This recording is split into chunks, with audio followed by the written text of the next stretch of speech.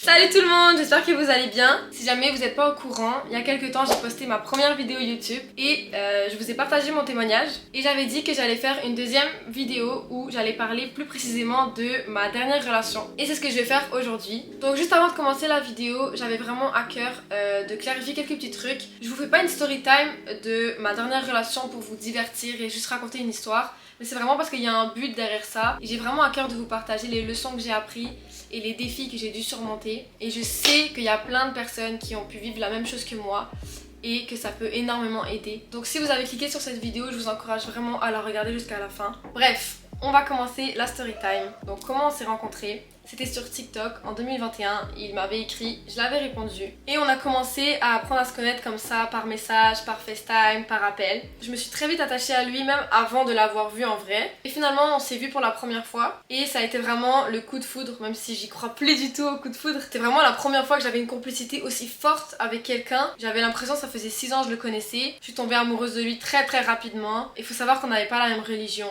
Donc déjà là, je savais que ça partait mal. Au début de la relation avec lui, je me sentais vraiment aimée, je me sentais respectée, je me sentais valorisée. J'avais vraiment l'impression de vivre l'histoire d'amour que tout le monde rêve de vivre. Et puis après, il y a eu une première péripétie. Pendant la nuit, j'ai fait un rêve qui me trompait.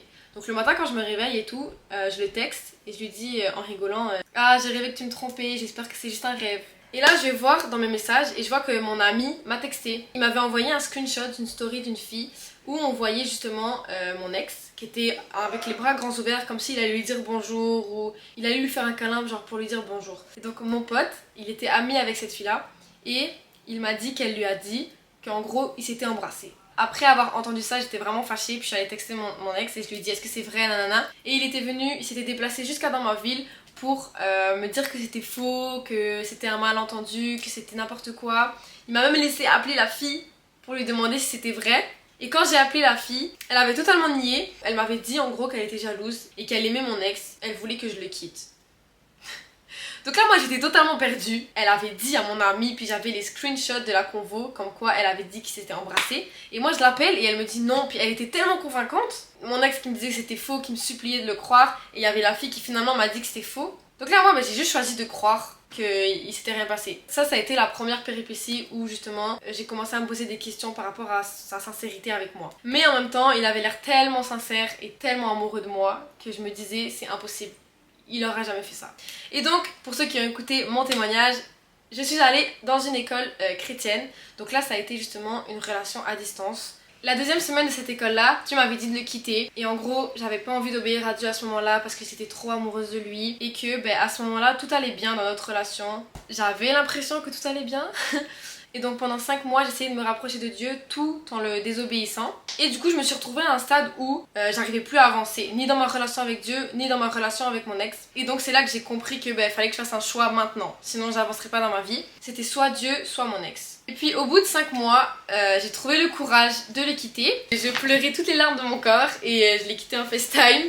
Puis je me rappelle que justement juste avant de retourner au Canada, Dieu m'avait alertée et il m'avait dit que si je retournais à ce que je lui avais abandonné, les conséquences allaient être catastrophiques. Sachant ça, j'ai quand même pas réussi à rester ferme dans ma décision et donc quand je suis revenue au Canada, je l'ai revu 1 ou 2 journées. Donc je l'ai vu, j'ai désobéi et puis là je me suis repris en main d'un coup et je me suis dit ok non, il faut que je continue. Donc j'ai dit à mon ex qu'on pouvait pas être ensemble. Faut que vous sachiez que je le quittais, mais sans savoir vraiment pourquoi, juste parce que j'essayais vraiment d'obéir à Dieu. J'essayais, même si des fois j'arrivais pas, j'essayais quand même le plus que je pouvais d'obéir à Dieu et de lui faire confiance. Pendant 4 mois, j'étais en prière, j'en voulais à Dieu parce que je lui faisais confiance mais en même temps je comprenais pas pourquoi il voulait pas que je sois avec lui parce que je l'aimais de fou. Et je me disais pourquoi tu fais juste pas toucher son cœur, pourquoi tu te montres pas à lui pour que il soit touché par toi puis qu'il devienne chrétien et que peut-être on peut se marier. J'arrivais pas à tourner la page, je faisais que penser à lui, il me manquait, je pleurais énormément le soir avant de dormir. Et puis à un moment donné j'ai eu un pressentiment et j'avais l'impression qu'il allait revenir pendant l'été. Pour ceux qui savent pas,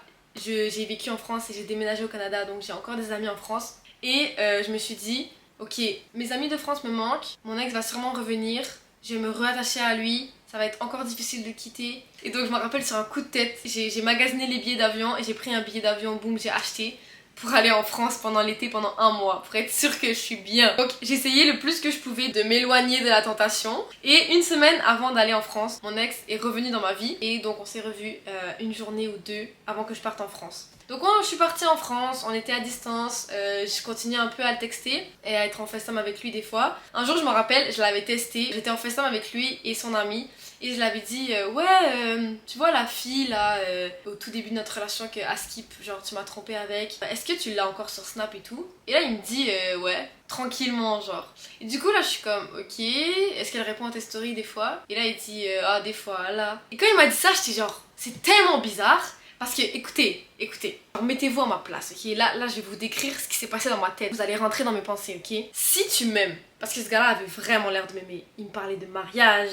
Oh bref, on va passer les détails. À ce qui paraît, tu m'as pas trompé. Genre, t'es venu me dire que tu m'as pas trompé, c'est du n'importe quoi. Et du coup, il y a une fille qui a monté tout un coup pour me faire croire que tu m'as trompé. Elle a essayé de ruiner notre couple, elle m'a fait souffrir. Elle m'a fait perdre confiance en toi alors que t'as rien fait. Et tu follow encore cette fille sur Snap. Genre c'est ton amie. J'étais avec ma pote de France. Je dis comme ça a pas de sens. Genre j'ai un problème dans mon cerveau de croire ça. Genre si je crois qu'il m'a pas trompé, il y a un truc qui cloche, tu vois. Mais j'étais tellement dans le déni. Oh Dieu pardon. Il y a juste les personnes qui ont vécu ça qui peuvent comprendre. Genre quand t'aimes quelqu'un, t'as tellement envie de lui donner le bénéfice du doute que ben tu deviens aveugle. Donc bref. Donc là je pense à ça. Et sur le moment, quand je pense à ça, je suis comme yo, tu sais quoi, vague sur lui. Je suis pas en paix dans cette relation. Et donc du coup j'ai continué à passer mes vacances avec mes amis, ma famille. Et un soir j'étais triste, je m'en rappelle, parce que j'avais aucune réponse à mes questions. J'avais tellement de questions dans ma tête, d'incompréhension par rapport à la situation de la tromperie du tout début de notre relation. Donc du coup j'ai commencé à prier à Dieu avant de dormir. Je l'ai supplié, je lui ai dit Seigneur, montre-moi la vérité. Je sais que toi tu me mentiras pas, je veux voir la vérité, j'ai besoin de savoir, je me sens pas en paix. Et donc j'ai fait cette prière là. Et je suis allée me coucher. Et quand je me réveille, j'avais fait un rêve qui me trompait. Et c'est la deuxième fois que j'ai rêvé qu'il me trompait. Genre littéralement. La première fois, c'était le jour J qui m'a trompée. Mais je le savais pas encore. Enfin, j'avais juste fait un rêve et j'étais pas sûre. Et la deuxième fois, j'avais demandé à Dieu de me dire si cette personne-là était sincère et si c'était un trompeur. Peu importe le nombre de fois qu'il m'a trompée, est-ce qu'il m'a déjà trompée? J'avais fait cette prière-là et je me réveille avec un rêve où il m'a trompée. Donc là je me suis réveillée et puis je l'ai appelé et je lui ai dit les 4 vérités que Dieu m'avait dit ça.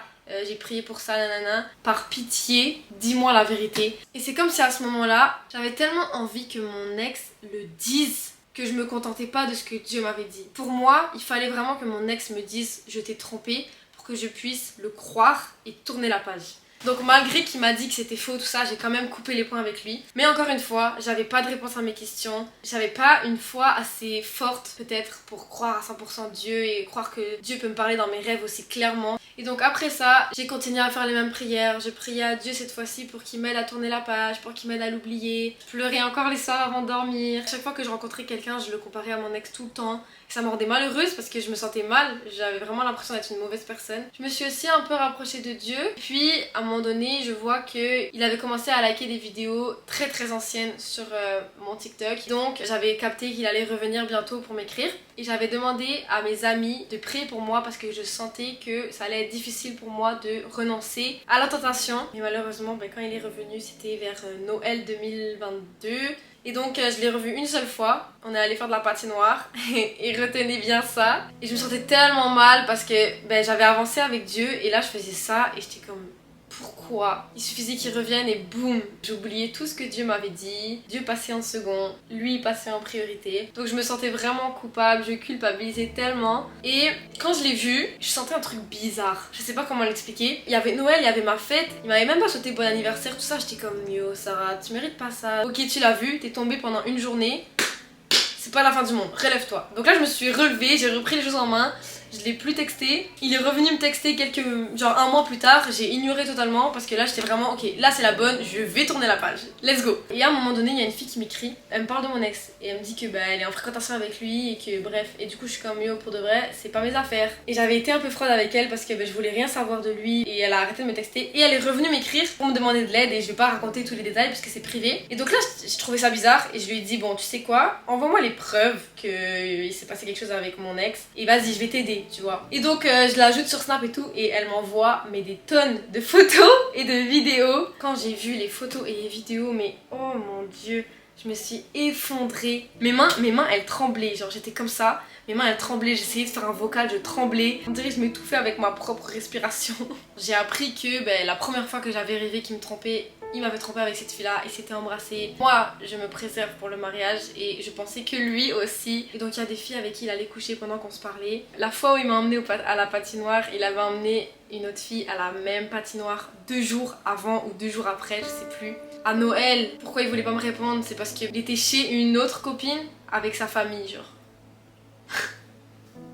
J'ai pas envie de vous raconter tous les trucs que j'ai appris, mais oh, quand je vous dis qu'il y a des tonnes, mais des tonnes de dingueries, ça m'a vraiment choquée. En fait, c'était une personne qui avait plein de copines différentes. Et donc, quand j'ai vu toutes les preuves, je suis allée lui envoyer des vocaux et je lui ai dit à quel point ça m'avait brisé le cœur. Il s'était même pas excusé, rien, donc bref. Et honnêtement, j'en avais rien à faire de sa réponse. Tout ce que je voulais, c'était m'exprimer et le bloquer. Donc, après, les émotions que j'ai ressenties, elles étaient vraiment partagées. Il y avait les émotions négatives et les émotions positives. On va commencer par le négatif. Les émotions que j'ai ressenties après ça, c'était beaucoup de colère, beaucoup de haine, beaucoup d'incompréhension. Je comprenais pas comment une personne qui avait l'air autant amoureux puisse être aussi faux que ça avec quelqu'un. Pendant tout ce temps-là, il savait ce qu'il faisait, il savait qu'il avait plusieurs copines, il savait qu'il me trompait et il savait que moi, je souffrais déjà du fait d'essayer de tourner la page.